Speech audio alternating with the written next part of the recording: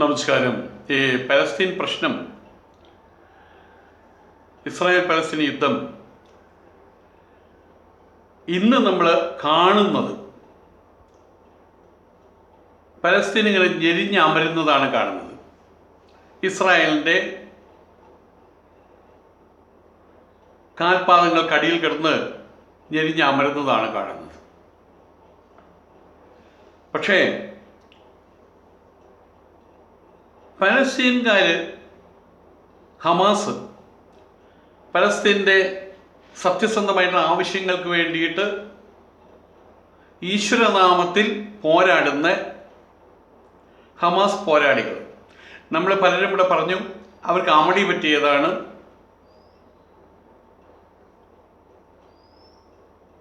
അവർ വിഡ്ഢിത്തമാണ് കാണിച്ചത്, അവർ സർവനാശത്തിന് ഇടവരുത്തുമെന്നൊക്കെ നമ്മളോട് പറയുന്നുണ്ട്. സത്യം അതല്ല. ഹമാസ് ഇവിടെ അൽ-അഖ്സ ക്ഷേത്രത്തിലുണ്ടായ, ദേവാലയത്തിലുണ്ടായ പ്രശ്നത്തിൽ തുടർന്ന് ഹമാസ് വലിയ രൂപത്തിൽ ഇടപെട്ടത് വെറുതെയല്ല. അത് നമുക്ക് വഴിയെ പറയാം. അതിനുമുമ്പ് ചില കാര്യങ്ങൾ. ഇസ്രായേൽ BC 500 ബാബിലോണിയ പ്രശ്നം ചിന്നിച്ചെതറി.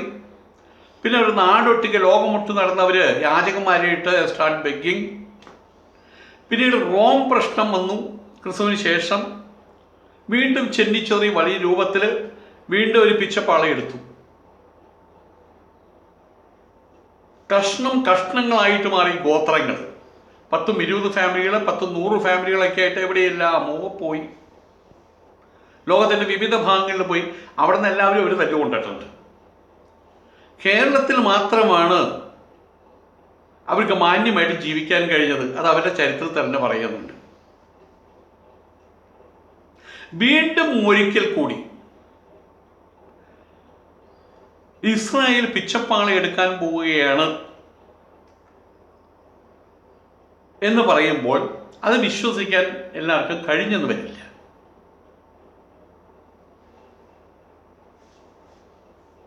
അള്ളാഹു അവരെ പിച്ചപ്പാള എടുക്കും. കാരണം അവർ ചെയ്യുന്നത് അത്രയും വലിയ ക്രൂരതയാണ്, ദ്രോഹമാണ് ചെയ്യുന്നത്. കൊച്ചുകുട്ടികളെയും സ്ത്രീകളെയും അടക്കം ഏതൊരു യുദ്ധമാണെങ്കിലും സിവിലിയൻസിൻ്റെ മേലെ കൊണ്ട് ബോംബിടില്ല, ജനവാസ കേന്ദ്രങ്ങളിൽ ബോംബിടില്ല. കൊച്ചുകുട്ടികളെ യുദ്ധമായിട്ട് വല്ല ബന്ധമുണ്ട്. പക്ഷേ കുട്ടികളെ അടക്കം അവർ വധിച്ചുകൊണ്ടിരിക്കുകയാണ്. കണ്ടവരെ മുഴുവൻ വധിച്ചുകൊണ്ടിരിക്കുകയാണ്. ഇവിടെ ബാബിലോണിയ അവരെ നശിപ്പിച്ചു, രാജ്യമില്ലാത്ത ജനതയാക്കി മാറ്റിയവരെ. അതിനുശേഷം റോമിൻ്റെ ഭാഗത്തുനിന്ന് ഉള്ള ആക്രമണത്തിൻ്റെ പേരിൽ അവർക്ക് വീണ്ടും ലോകത്തിൽ പിച്ചതുണ്ടി നടക്കേണ്ടി വന്നു. ഇതിനു പുറമേ ഹിറ്റ്ലർ 70 ലക്ഷം 60 ലക്ഷത്തിന് 70 ലക്ഷത്തിന് ആളുകളെ കോൺസെൻട്രേഷൻ ക്യാമ്പിൽ കൊണ്ടുപോയിട്ട് നമുക്ക് എല്ലാവർക്കും അറിയാവുന്ന കാര്യമാണ്. ഇന്ന് ലോകത്തിൽ വിവിധ രാഷ്ട്രങ്ങളുണ്ട്, വിവിധ ചിന്താ പദ്ധതികളുണ്ട്, കമ്മ്യൂണിസ്റ്റുകാരുണ്ട്, ഈശ്വര വിശ്വാസികൾ രാജ്യം ഭരിക്കുന്നുണ്ട്. പക്ഷേ എപ്പോൾ നോക്കിയാലും ഏത് സമയത്തും കാലാകാലങ്ങളായിട്ട് അറപ്പിൻ്റെയും വെറുപ്പിൻ്റെയും മുഖമുദ്രയെ അണിഞ്ഞുകൊണ്ട് നടക്കുന്ന ഒരു വംശമായിരിക്കുകയാണ്, രാജ്യമായിരിക്കുകയാണ് ഇസ്രായേൽ. ലോകമാകുന്ന വപുസ്, ലോക ശരീരം, അതിലൊരിക്കൽ പോലും ഇല്ലാതാകാൻ സാധ്യതയില്ലാത്ത, എന്ത് ചികിത്സ ചെയ്താലും കാര്യമില്ലാത്ത സ്കിൻ ക്യാൻസറായിട്ട് മാറിയിരിക്കുകയാണ് ഇസ്രായേൽ ജനത. രാഷ്ട്രം രൂപീകൃതമായിട്ട് 75 വർഷമായി. ഇപ്പോഴും എന്നും അത് പ്രശ്നമേഖലയാണ്. എൻ്റെ കുട്ടിക്കാലം മുതൽ ഞാൻ കാണുന്നത്, വാർത്ത എടുത്തു കഴിഞ്ഞാൽ വാർത്തയിൽ ഒരു ഭാഗത്താണ് വെസ്റ്റ് ബാങ്ക്. എന്താണ് വെസ്റ്റ് ബാങ്ക് എന്നൊന്നും അറിയില്ല. ഗാസ, ആരുടെയാണ് ഗാസ, എന്താണ് ഗാസ, അവിടെ എന്താ നടക്കുന്നത്? അത് കേൾക്കാൻ തുടങ്ങിയത് 10-15 വയസ്സിലൊക്കെയും കേൾക്കാൻ തുടങ്ങിയ, ശ്രദ്ധിക്കാൻ തുടങ്ങിയതാണ്. യാസർ അരാഫത്തിൻ്റെ മുഖമൊക്കെ മനസ്സിലുണ്ട്. ഏതായാലും ഇസ്രായേൽ എന്ന് കേൾക്കുമ്പോൾ യുദ്ധഭൂമിയാണ്. ഇസ്രായേലിൽ ഓരോ കുട്ടികളെയും അവർ തോക്ക് ഉപയോഗിക്കാൻ പഠിപ്പിക്കുന്നുണ്ട്. അവരെന്നും മനസ്സിൽ യുദ്ധം സൂക്ഷിക്കുന്നവരാണ്. ശാന്തിയും സമാധാനവും അതിനോട് അവർക്ക് വലിയ താല്പര്യമില്ല. അവരുടെ നിഘണ്ടുവിൽ അത്തരം വാക്കുകൾക്കൊന്നും വിശാലമായിട്ടുള്ള അർത്ഥങ്ങൾ കൊടുത്തിട്ടില്ല. നമ്മൾ മനസ്സിലാക്കേണ്ട വലിയൊരു കാര്യം, ഈ ഇസ്രായേൽ ഇന്ന് അത് രൂപീകൃതമായ കാലഘട്ടം മുതൽക്ക് ഇത് ഈ സമയം വരെ, അതിനൊരു കാര്യം രൂപീകൃതമാകാൻ കാരണം ഓട്ടോമൻ സാമ്രാജ്യത്തിൽ നിന്ന് ഇത് ബ്രിട്ടീഷുകാർ പിടിച്ചെടുത്തപ്പോഴാണ്.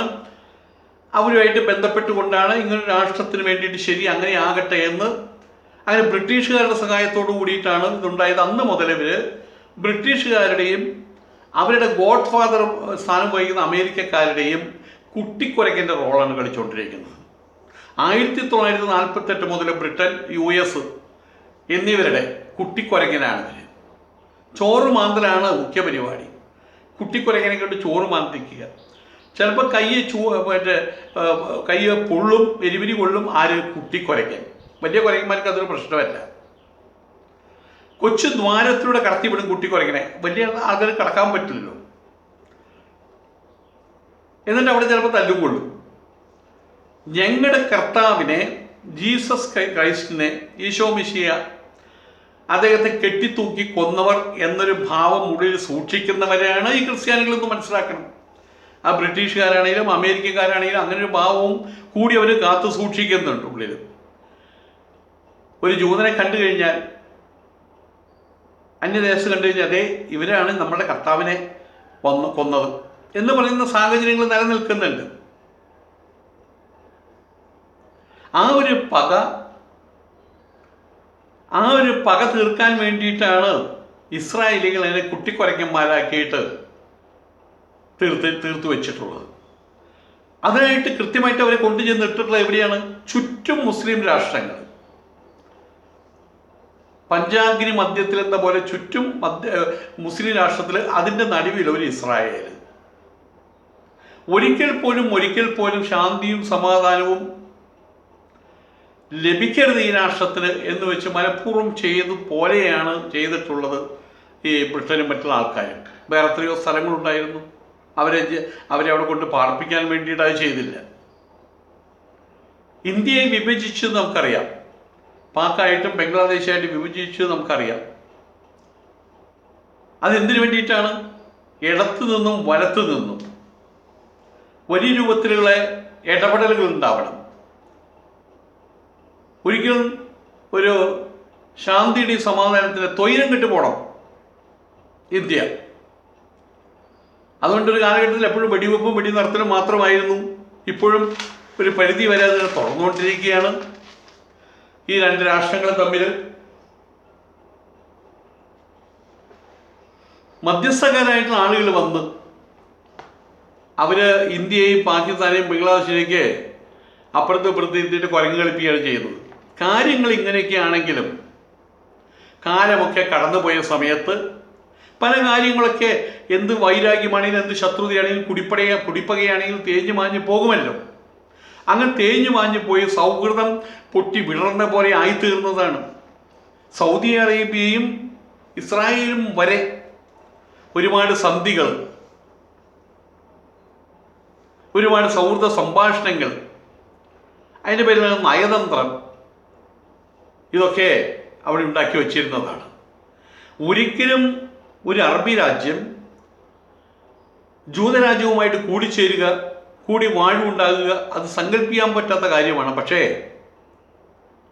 അതിനുള്ള സാഹചര്യം ഉരുത്തിരിഞ്ഞു വന്നു. ഓരോ സന്ധി കഴിയും തോറും ആ സന്ധിയിൽ പറഞ്ഞ കാര്യങ്ങളല്ല ആനുകൂല്യം ഏറ്റെടുത്തുകൊണ്ട് ഈ ജൂതന്മാരെന്താ ചെയ്തിരുന്നത്? ഒട്ടകം നുഴഞ്ഞ് കയറുന്ന പോലെ മുസ്ലിങ്ങളെ പുറത്ത് ചാടിക്കുകയാണ് ഉണ്ടായത്. പഴയ പലസ്തീൻ്റെ 10% പോലും ഭൂമി ഇന്ന് മുസ്ലിങ്ങളുടെ കൈവശമില്ല. ഗാസ, അതുപോലെ വെസ്റ്റ് ബാങ്ക്, അതുപോലുമില്ല. അതുപോലും പോയ പോലെയായി. നമ്മൾ കേട്ടിട്ടുണ്ടായിരിക്കും ഇന്ത്യൻ മിത്തോളജിയിൽ പാണ്ഡവന്മാർ ദൈവത്തെ സാക്ഷി നിർത്തി, ഭഗവാനെ സാക്ഷി നിർത്തിയിട്ട്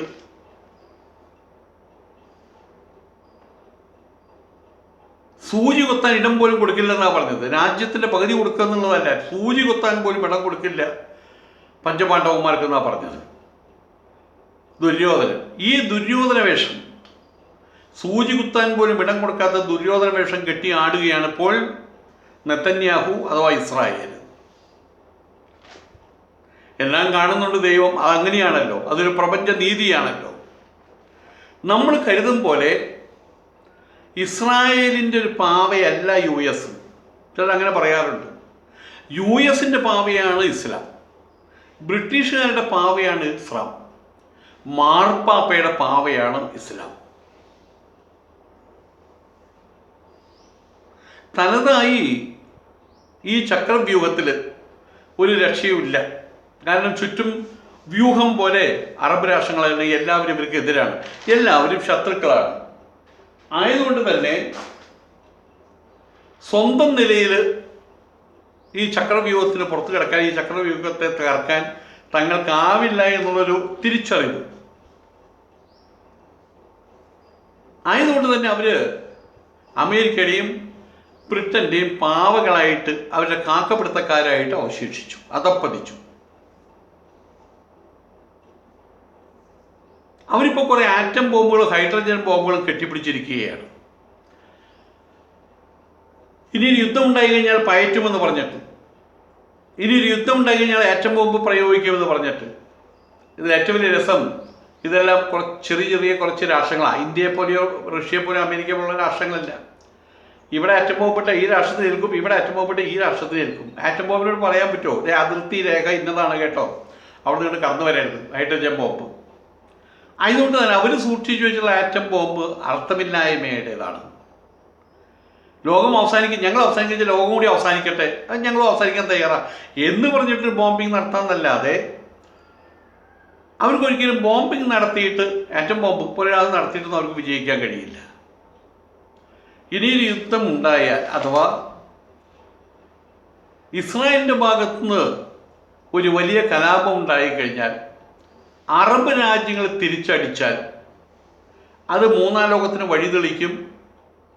മൂന്നാം ലോകമഹായുദ്ധം ഉണ്ടായി കഴിഞ്ഞ് ഇന്നത്തെ സാഹചര്യത്തിൽ എണ്ണ കൊണ്ട് സ്വർഗം തീർത്ത അറബ് രാഷ്ട്രങ്ങൾക്കാണ് നഷ്ടപ്പെടാൻ ഏറെയുള്ളത്. അതുകൊണ്ടാണ് അവർ സംയമനം പാലിക്കുന്നത്, ഭയം കൊണ്ടല്ല. ഈ സംയമനമാണ് ക്രിസ്ത്യൻ രാജ്യങ്ങൾ മുതലെടുക്കുന്നത്. ഇവിടെ എല്ലാവരും പറയുന്നൊരു കാര്യമുണ്ട്, ഇപ്പോഴത്തെ പ്രശ്നത്തോടു കൂടിയിട്ട് പലസ്തീൻ്റെ കഥ കഴിയും. പലസ്തീൻ്റെ ഗ്യാസ പോലുള്ള സ്ഥലങ്ങളിൽ വീട് വീടാന്ന് കയറി നടന്നിട്ടാണ് വെടിവെക്കുന്നത്. ഒരു ദിവസം 500,000 മിസൈലുകളാണ് വിടുന്നത്. ഈ യുദ്ധം കഴിഞ്ഞാൽ ഗാസ പൊടിപൂരമാവും എന്ന് പറഞ്ഞ് സന്തോഷിക്കുന്ന ആൾക്കാരും ഈ നമ്മുടെ കേരളത്തിലുണ്ട്, കേരളത്തിൽ പ്രത്യേകിച്ചുണ്ട്. ഗാസ, വെസ്റ്റ് ബാങ്ക് അടക്കമുള്ള സകല സാധനങ്ങളും ഇസ്രായേലിൻ്റെ കൈവശം വരും. ഇങ്ങനെയൊക്കെയാണ് അവർ പറയുന്നത്. പലസ്തീൻ ജനത തങ്ങളൊരിക്കൽ ആയിത്തീർന്ന പോലെ പലസ്തീൻ ജനത ഭൂമിയില്ലാത്ത, കിടപ്പാടമില്ലാത്ത ജനതയായിട്ട് മാറും.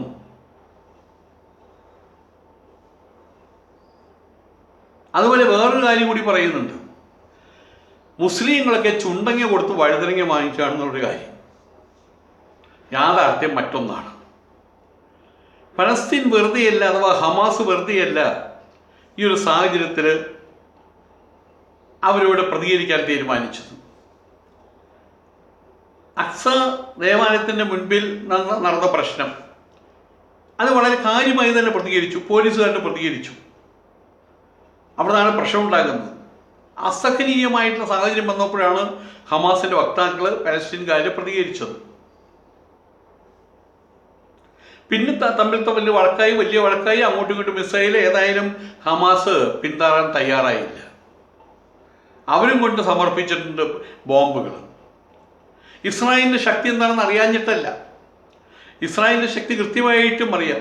അവരേതു തരം ആയുധങ്ങളാണ് കൈകാര്യം ചെയ്യുന്നത്, അതിൻ്റെ വിശേഷങ്ങൾ എന്തൊക്കെയാണ്, ഇസ്രായേലിൻ്റെ യുദ്ധതന്ത്രം എന്താണ്, ആരൊക്കെയാണ് അവരെ പിന്തുണയ്ക്കുക, ഈ കാര്യങ്ങളൊക്കെ പലസ്തീന് നന്നായിട്ടറിയാം. പലസ്തീൻ ഇപ്പോൾ ചെയ്യുന്നത് അവർ ലോകമനസാക്ഷിയെ തൊട്ടുണർത്തുകയാണ്, ലോകമനസാക്ഷിയെ ഹൈജാക്കുകയാണ് ചെയ്യുന്നത്. ആയതുകൊണ്ട് തന്നെ പലസ്തീൻ പ്രശ്നം എന്നും അത് നെരിപ്പോടായിട്ട് കിടക്കുകയാണ്, ആളി കത്തുക തന്നെ ചെയ്യും. ഇസ്രായേല് ഇപ്പോഴും 2500 വർഷം മുതൽക്ക് ഇതുവരെയുള്ള ചരിത്രത്തിലും അവരിപ്പോഴും അവരൊരു തീരമണഞ്ഞിട്ടില്ല, ആശ്വാസ തീരമണഞ്ഞിട്ടില്ല. അതിനവർക്ക് കഴിയില്ല. പലസ്തീൻ പ്രശ്നം തീർക്കാതെ അവർക്കത് കഴിയില്ല എന്ന് തെളിയിച്ചു കൊടുക്കുകയാണ് ചെയ്യുന്നത്. ഇസ്രായേൽ ഇന്നും അരക്ഷിതരാണ്.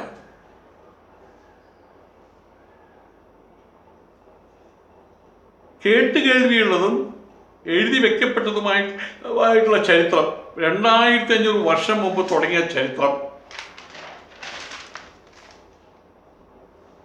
ആ ചരിത്രത്തിന് മുഴുവൻ ഇസ്രായേൽ മുങ്ങിത്താഴുന്നത് വലിയ വലിയ രൂക്ഷമായിട്ടുള്ള പ്രശ്നങ്ങളിലാണ്. അവരുടെ ദുരിതം, അവരനുഭവിക്കുന്ന ദുരിതം, അഥവാ അവര് സ്വയം കൃതാർത്ഥം കൊണ്ടുവച്ചുള്ള ദുരിതം അതിനിയും തീർന്നിട്ടില്ല. ഇന്നത് ലോകം അറിയുന്നുണ്ട്. പലസ്തീൻ പ്രശ്നം നെരിപ്പോടായിട്ട് കിടക്കുമ്പോൾ ഇസ്രായേലിന് സുഖമായിട്ട് കിടന്നുറങ്ങാൻ കഴിയില്ല. അത് തെളിയുകയാണ്. ഇവിടെ വലിയൊരു കാര്യമുണ്ട്. അറബ് രാഷ്ട്രങ്ങളിൽ പലതും മുസ്ലിം ഡോമിനേറ്റഡ് ആണെങ്കിലും ബന്ധത്തിന് കാലങ്ങളെ കൊണ്ട് മുറുക്കം കുറഞ്ഞു പോയിട്ടുണ്ട്. ഇറാനും സൗദിയും തമ്മിൽ പ്രശ്നമുണ്ട്, ഷിയ സുന്നി പ്രശ്നമുണ്ട്, ഖത്തർ ഉപരോധം ഈ അടുത്ത കാലത്താണ് തീർന്നത്. ഇപ്പോഴത്തെ ഈ സാഹചര്യം കാരണം കൊണ്ട് പലസ്തീനെ ആക്രമിക്കുന്നു, ഏകപക്ഷീയമായിട്ട് ആക്രമിക്കുന്നു. ആ ഒരു സാഹചര്യം ഉള്ളതുകൊണ്ട് അറബ് രാഷ്ട്രങ്ങൾക്ക് തങ്ങളുടെ സൗന്ദര്യ പണക്കം കൊണ്ടു നടക്കാൻ കഴിയാതെ വന്നിട്ടുണ്ട്. പരസ്പരം ചെറുതും വലുതുമായിട്ടുള്ള വൈരം കാത്തു സൂക്ഷിച്ചിരുന്ന അറബ് രാജ്യങ്ങൾ ഇപ്പോഴിതാ ഒറ്റക്കെട്ടാകാൻ ബാധ്യസ്ഥരായിരിക്കുകയാണ്, ഒറ്റക്കെട്ടായിരിക്കുകയാണ്. OIC, organisation of Islamic countries, അതാണ് OIC. ഞാൻ എടുത്തു പറയാൻ കാരണം പലരും അത് ഉച്ചരിക്കുന്ന സമയത്ത് വാർത്തകളെയും പറയും OIC മീറ്റിംഗ് കൂടുകയാണ്, OIC എന്തൊക്കെയോ പറയും, കൃത്യമായിട്ട് മനസ്സിലാവില്ല. അത് OIC എന്നാണ്, ഓർഗനൈസേഷൻ ഓഫ് ഇസ്ലാമിക് കൺട്രീസ്. ഈ സന്ദർഭത്തിൽ ഇസ്ലാം ജൂത യുദ്ധത്തിൽ അവർക്ക് ഇസ്ലാമിൻ്റെ ഒപ്പം നിൽക്കാൻ കഴിയുള്ളൂ, പലസ്തീൻ്റെ ഒപ്പം നിൽക്കാൻ കഴിയുള്ളൂ. ഇറാനും സൗദിയും പരസ്യമായിട്ട് രംഗത്ത് വന്ന് കഴിഞ്ഞു. 56 മുസ്ലിം രാജ്യങ്ങളാണ് ഈ OICയിലുള്ളത്. അതിൽ ഇറാനുണ്ട്, ഇറാഖുണ്ട്, യമനുണ്ട്, സൗദിയുണ്ട്, ഖത്തറുണ്ട്, ടർക്കിയുണ്ട്, UAE മൊത്തമുണ്ട്. മൊത്തം 56 രാഷ്ട്രങ്ങൾ. ഈ 56 രാജ്യവും ഒറ്റക്കെട്ടാണ് ഇപ്പോൾ, ഒരേ മനസ്സാണിപ്പോൾ. പലസ്തീൻ്റെ തോൽവി ഇവരുടെ എല്ലാവരുടെയും തോൽവിയാണെന്ന് അവർക്ക് നന്നായിട്ട് അറിയാം. പലസ്തീൻ തോൽവി ഇസ്ലാമിൻ്റെ തോൽവിയായിട്ടാണ് അവർ കാണുന്നത്. ഇസ്ലാം അഥവാ മുസ്ലിം രാജ്യങ്ങൾക്ക് ഇടക്കാലത്തുണ്ടായ അകൽച്ച, ആ അകൽച്ച തീരാനും ബന്ധം കൂടുതൽ സുദൃഢമാക്കാനും ആണ് ഇസ്രായേൽ മണ്ടന്മാർ അതിനുള്ള വഴിമരുന്നായിട്ടത്. ഈ യുദ്ധത്തിലൂടെ പൊട്ടന്മാർ എറിഞ്ഞ് ഒടിവെച്ചത് തമ്പുരാൻ്റെ വളർത്തുപൂച്ചയുടെ കാലാണ്, അഥവാ എറിഞ്ഞ് ഒടിച്ചത്. ഇനി ശരിയായിട്ട് ഉള്ള കളി വരാനിരിക്കുന്നതേ ഉള്ളൂ. എന്തുകൊണ്ടും ഇത്തിരി കുഞ്ഞന്മാരായിട്ടുള്ള പലസ്തീൻ്റെ മേലെ ആക്രമിച്ചു കയറിയപ്പോൾ US പലരും കൈയടിച്ചു. നമ്മുടെ ഇന്ത്യയിൽ, നമ്മുടെ കേരളത്തിലുള്ള ആൾക്കാർ കൈയടിച്ചു, ഇസ്രായേലിനെ രസിപ്പിച്ചു. ഇപ്പോഴിതാ ഇറാൻ പ്രഖ്യാപനം നടത്തിയിരിക്കുകയാണ്, അവർ യുദ്ധത്തിൽ ഇടപെടും. സൗദി യുദ്ധം പ്രഖ്യാപിച്ചിരിക്കുകയാണ്, യുദ്ധത്തിൽ അവരും ഇടപെടും. ലെബനോനിൽ നിന്നുള്ള ഹിസ്ബുള്ള ആർമിയെ സംബന്ധിച്ചുള്ള ഹൈലി എസ്റ്റാബ്ലിഷ്ഡ് ആയിട്ടുള്ള സൈന്യം, വലിയ പരിശീലനമുള്ള സൈന്യം അവരുടെ ഇടയിലുണ്ട്. ആ വിധത്തിൽ പുറമേ ശീതമായിട്ട് കിടന്നിരുന്ന ശീതയുദ്ധം ഇപ്പോൾ ചൂടുള്ള ഒരു കാര്യമായിട്ട് തീർന്നിരിക്കുകയാണ്. റഷ്യയുടെ മുന്നറിയിപ്പ് വന്നു, ടർക്കിയുടെ മുന്നറിയിപ്പ് വന്നു. ഇവിടെയാണ് പലസ്തീനിലെ യുദ്ധതന്ത്രം, അതിൻ്റെ വിജയം നാം കാണുന്നത്. ഇസ്രായേലാണ് കൂടുതൽ ബോംബിട്ടത്, അവരാണ് കൂടുതൽ പൈസ ചെലവിട്ടത്. പക്ഷേ യുദ്ധത്തിന് മുമ്പ് തന്നെ മുസ്ലിങ്ങൾ വിജയിച്ചു കഴിഞ്ഞു എന്നുള്ളതാണ് സത്യം. ലോകരാഷ്ട്രങ്ങളെ മുഴുവൻ ഉണർത്തി. ഈ പുതിയ കാലഘട്ടത്തിൽ എല്ലാവരും ചോദിക്കാൻ തുടങ്ങി, എന്താണ് പലസ്തീൻ, എന്താണ് പ്രശ്നം പലസ്തീൻ. അവരും കാര്യങ്ങൾ അറിയട്ടെ. ഞങ്ങൾ ഭൂമി കൊടുത്തു, ഇപ്പോൾ ഞങ്ങളെ ഭൂമിയില്ലാത്തവരാക്കാൻ ശ്രമിക്കുകയാണ് ഇസ്രായേലികൾ. ഇവിടെ ഞങ്ങൾ അന്നും ഇന്നും എപ്പോഴും സജീവമാണ്. കാരണം ഞങ്ങളുടെ മാതൃരാജ്യമാണ് അവർ കയ്യേറിയിട്ടുള്ളത്. അതുകൊണ്ട് ഇവിടെ ഞങ്ങൾ ഇപ്പോഴും സജീവമായി തന്നെയുണ്ട്. അലക്സയിൽ ഇസ്രായേൽ കാണിച്ച വൃത്തികേടിന് ഞങ്ങൾ മറുപടി കൊടുത്തു. ഇപ്പോൾ രംഗം യുദ്ധസമാനമായി കഴിഞ്ഞു. ചേരികൾ വ്യക്തമായി കഴിഞ്ഞു. ബോംബ് കൊണ്ട് തീർക്കാവുന്നതല്ല പലസ്തീൻ പ്രശ്നമെന്ന് ഇസ്രായേലും മനസ്സിലാക്കി തുടങ്ങിയിട്ടുണ്ട്. ഇസ്രായേൽ പത്രങ്ങളൊക്കെ അത് വിളിച്ചു പോകുന്നുണ്ട്. ചുറ്റുമുള്ള രാജ്യങ്ങൾ ഒത്ത് നിന്ന് ഊതിക്കഴിഞ്ഞാൽ പറന്നു പോകാവുന്നതേയുള്ളൂ ഇസ്രായേൽ. ഒരു വലിയ പത്രം എഴുതിയതാണത്. അറബ് രാഷ്ട്രങ്ങൾ, ചുറ്റുമുള്ള അറബ് രാഷ്ട്രങ്ങൾ എല്ലാവരും കൂടിയിട്ട് ഒരുമിച്ച് നിന്ന് മൂത്രം ഒഴിച്ചു കഴിഞ്ഞാൽ ഒഴുകിപ്പോകാവുന്നതേ ഉള്ളൂ ഈ ഇസ്രായേൽ. അത് പ്രധാനപ്പെട്ടൊരു കാര്യമാണ്. US-ൻ്റെ അതുപോലെ ബ്രിട്ടൻ്റെ ഇസ്ലാമോഫോബിയ, അതിൻ്റെ ബഹിർപ്രകടനമാണ് ഈ കാണുന്നത് മുഴുവൻ. അതിനാൽ മുസ്ലിം രാജ്യക്കാരെ സംബന്ധിച്ചിടത്തോളം പലസ്തീൻ വിജയം ഇന്നിപ്പോൾ ഒഴിച്ചുകൂടാനാവാത്തൊരു കാര്യമാണ്. പലസ്തീൻ വിജയിച്ചേ തീരൂ. പലസ്തീൻ വിജയം മൊത്തം മുസ്ലിം രാഷ്ട്രങ്ങൾക്ക് മുഴുവൻ ബാധകമാണ്. അവരുടെ പരാജയവും ആ രീതിയിൽ ബാധകമാണ് അവിടെ. ആയതുകൊണ്ട് തന്നെ മുസ്ലിം രാജ്യങ്ങൾ ഇന്നിപ്പോൾ ഒരു മേശയ്ക്ക് ചുറ്റിലും ഇരുന്ന് നിരീക്ഷിക്കുകയാണ് കാര്യങ്ങൾ. ഈ സാഹചര്യം സൃഷ്ടിച്ചപ്പോടെ, ഇങ്ങനൊരു സാഹചര്യം ഉണ്ടാക്കിയതോടെ ഈ യുദ്ധത്തിൽ പലസ്തീൻ വിജയം കൊയ്തു കഴിഞ്ഞു എന്നുള്ളതാണ് സത്യം. ഇസ്രായേൽ 2500 വർഷങ്ങൾക്ക് മുമ്പ് ബാബിലോൺ അവരോട് ഏറ്റുമുട്ടിയിട്ടാണ് ചിന്നിച്ചെതറിയത്. ഇതിനുശേഷം റോം വന്ന സമയത്ത് അവരോടും ഏറ്റുമുട്ടി ചിന്നിച്ചെതറി.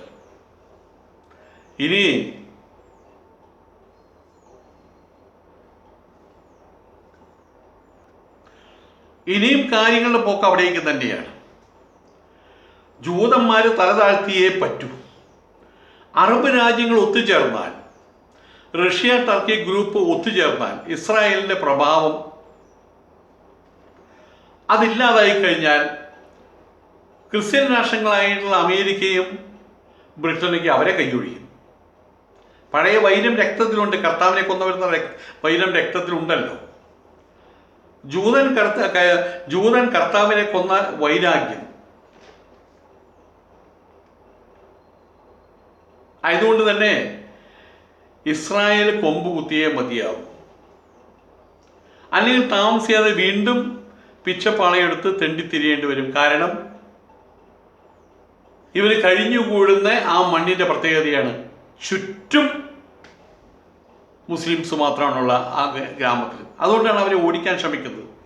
അത് സാധിക്കാതെ വന്നു കഴിഞ്ഞാൽ, യുദ്ധക്കുറ്റവാളിയായിട്ട് പിടിച്ചു കഴിഞ്ഞാൽ അവരോട് മാപ്പ് പറയേണ്ടി വരും. ഇസ്രായേലിൻ്റെ അവസ്ഥ അങ്ങനെയാണ്.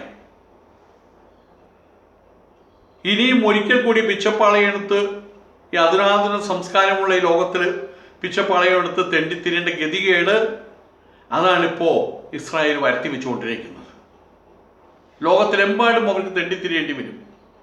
അവർ നമ്മുടെ കേരളത്തിലും അവരെത്തും. കഴിഞ്ഞ പ്രാവശ്യം 2000-ഓളം വർഷങ്ങൾക്ക് മുൻപ് റോമിൻ്റെ ആക്രമണത്തിൽ സഹികേട്ട് ലോകമാവിടെ ഓടി നടന്ന അവർക്ക് ഒരാൾ പോലും അവർക്ക് നല്ലൊരു വാക്ക് പറഞ്ഞവരെ സാന്ത്വനപ്പെടുത്തിയില്ല. അത് ചെയ്തത് നമ്മളുടെ കേരളീയരാണ്, ഇന്ത്യക്കാരാണ്. ഇന്നും ചേന്ദമംഗലം ഭാഗത്ത് അവിടെ ഇവിടെ പോയി കഴിഞ്ഞാൽ പള്ളിയും കാര്യങ്ങളൊക്കെ നമുക്കവിടെ കാണാൻ കഴിയും. അവിടെയുള്ള ആളുകൾ മുഴുവൻ സ്വന്തം രാഷ്ട്രം കിട്ടിയ സമയത്ത് അവിടേക്ക് പോയി എന്നുള്ളത് വേറൊരു ചരിത്രം. ഏതായാലും വീണ്ടും ഇതേ അവസ്ഥയിലേക്ക് ചുറ്റുമുള്ള അറബ് രാഷ്ട്രങ്ങൾ മുഴുവൻ ഇളകിക്കഴിഞ്ഞാൽ ഇസ്രായേലിൻ്റെ ഗതി വീണ്ടും വഴിയാധാരമാകുക എന്നുള്ളതായിരിക്കും. അതിനൊരുങ്ങാതെ പലസ്തീനുള്ളത് പലസ്തീനിലേക്ക് കൊടുക്കാനുള്ള മനസ്സ് കാണിച്ചാൽ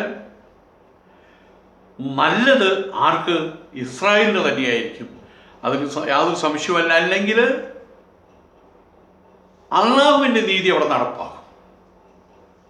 മൂന്നാമത് ഒരിക്കൽ കൂടി പിച്ചപ്പാളയെടുക്കും. പിന്നെ ഒരിക്കൽ പോലും ഒരു രാജ്യത്തെ കെട്ടിപ്പടുത്ത് ഉയർത്താനോ അവിടേക്ക് തിരിച്ചു വരാനോ ഇനിയുള്ള കാലഘട്ടത്തിൽ ഇസ്രായേലികൾക്ക് ജൂതന്മാർക്ക് കഴിയാതെയും വരും. ഇതാണ് സത്യം.